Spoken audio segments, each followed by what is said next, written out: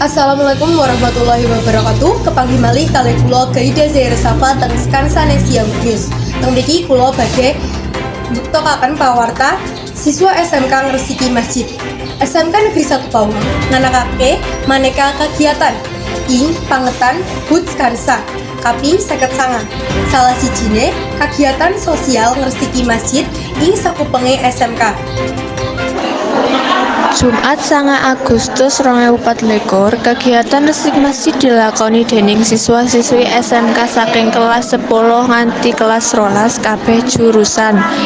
Siswa kelas 10 MPLB kali kabagian masjid wingking Pasar Pucang.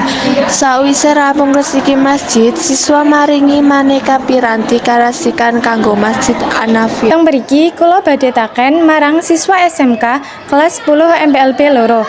Kegiatan apa bae dilakoni nalika bakti sosial ing pangetan HUT Skansa.